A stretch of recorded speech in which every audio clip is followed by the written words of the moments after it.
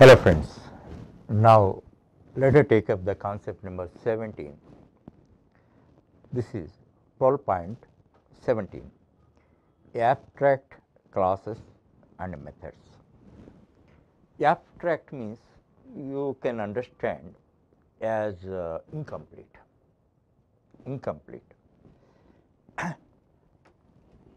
In case of abstract classes or methods, they act like blueprints, but they do not provide the implementations. If they provide the implementations completely, never be abstract. That point you have to understand. What is the need of abstract? In some situations, a developer wants to provide simple blueprint what to do, but he leaves the freedom to the user to define implementation. The best example is always we appoint a contractor,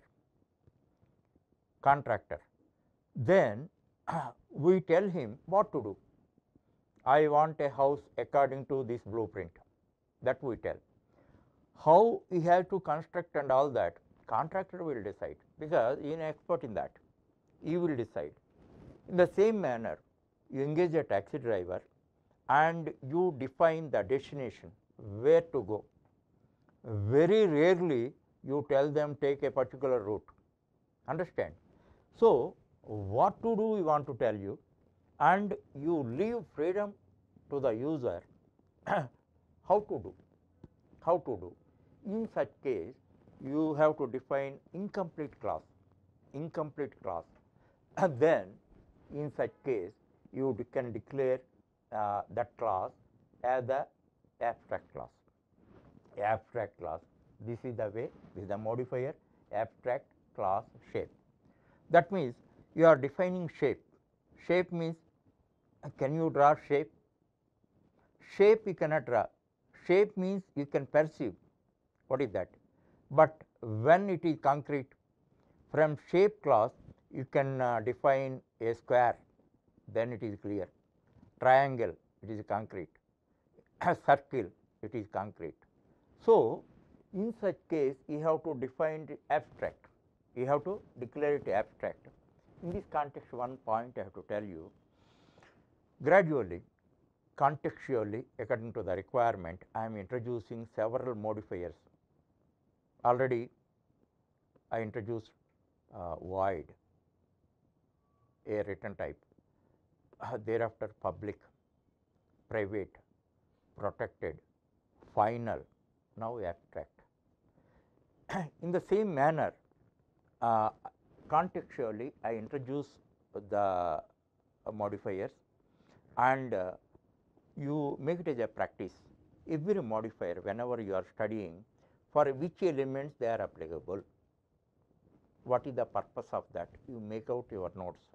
At the end of this course, in the last chapter, last phase of the courses, I give you a complete table which modifier, for which elements it is applicable, and what is their special behavior in such case, and all that I will explain. But do not postpone it. Whenever you are now you are learning abstract. Abstract is applicable for two elements, two types of elements. What are they? They are classes and methods. Before that, what you learned? Final. Final is applicable for the classes, for the variables also, primitive variables as well as reference variables, and the classes, and the methods. Okay. In that way, what is their behavior? You write our notes. By that, you can crystallize the knowledge and own it. And whenever you see the code, immediately, because of your presence of mind, it strikes to you, and you never commit an error in programming. So, here, what is the use of abstract class means? Abstract class should be subclass. In the subclass, we have to provide the necessary implementations. After providing complete implementations of all the method, then only that is useful. That means one more principle, abstract class should not be instantiated. Instantiated means you cannot create objects out of that. How can you create objects out of that? Because this is incomplete class. From incomplete class, how can you create objects? So, you write a point. An abstract class cannot be instantiated. That means no object can be created, and an abstract class cannot be made as final. Why cannot be made as final? If you make it as a final, what happens? You cannot subclass it. If you cannot subclass it, how you can provide implementations for that? Here, what to do you are telling, how to do you are not telling, how to do where you can tell. When you subclass it, then how to do you can tell. You can tell. So, by making it final, then you are not allowing this class to be subclass. That is why abstract class cannot be final. All these points you must logically remember, not by hearting, not remembering. Logically, why we cannot create objects from it? Because it is incomplete class. So, we cannot create an object. Why an abstract class cannot be made as final? Because only by subclassing it we can make it, we can provide implementations. So, if you make it final, we cannot subclass it, and that is why implementation cannot be provided. Ultimately, it will be useless. And one more point I am telling you, a class, forget about abstract, a class is having 10 methods. 10 methods.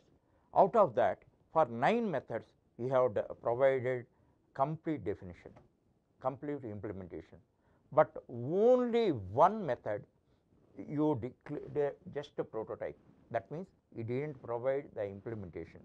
In such case, you must declare that method, that class as an abstract.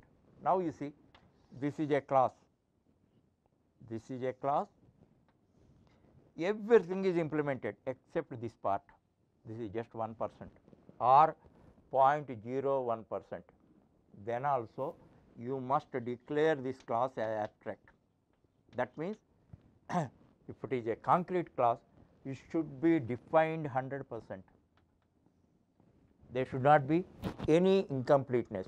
Any incompleteness is there, you must declare it as abstract. And one thing, one abstract class is there, and you created a subclass. In that subclass defined 99% of the implementations, but 1% deficit is there. Then also that subclass should be declared as abstract. That point, all incomplete classes must be declared abstract explicitly, not implicitly. Explicitly should do that. Now, how can you provide abstract method? Any class is having any abstract method, it should be declared as abstract. Now, this is the way: abstract keyword, void, draw shape. Here, in that way, only prototype you have provided, but you are not providing the implementations. That is why you must declare this class as an abstract. So, all these points you must remember. In the next chapter, I will introduce interfaces. Interfaces does not provide the method implementation, so only prototypes it provides. So, it should be an interface should be extended, then only implementations are provided. Actually, already I briefed it. Interfaces are created for the sake of providing limited multiple inheritance in Java. As I told you already, Java does not support multiple inheritance, but multiple inheritance is a very powerful feature which is provided by C++.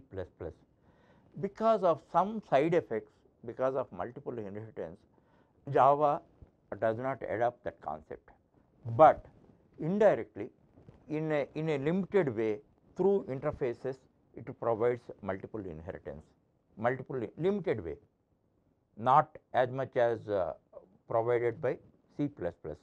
But in interfaces, interface also one of the reference types, those are like classes only, but in that method prototypes only provide, constants only provide, but you cannot provide method definitions.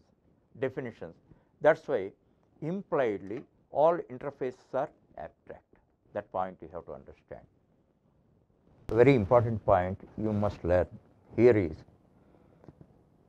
only instance methods can be overridden, but static methods cannot be overridden. That we learned. Here, that is why static methods cannot be abstract. Just try to recall the point. Only instance methods through inheritance can be overridden in subclasses. Static methods, for static methods, inheritance is not applicable. That means static methods cannot be overridden. So, by overriding only, we are able to make an abstract method as a concrete method, and then only we are able to implement that. So, that is why a static method never be an abstract, because static method should be a concrete method, it should not be an abstract method, because it has no scope for overriding in the subclasses. That point also you must remember. So, all these points on your own after studying this, because these are very, very sensitive points. So, you must write your notes on your own, then you can remember them. Thereafter, whenever context comes and all that in that program, when you are applying, then you realize that how it is implemented, then you can own the concept.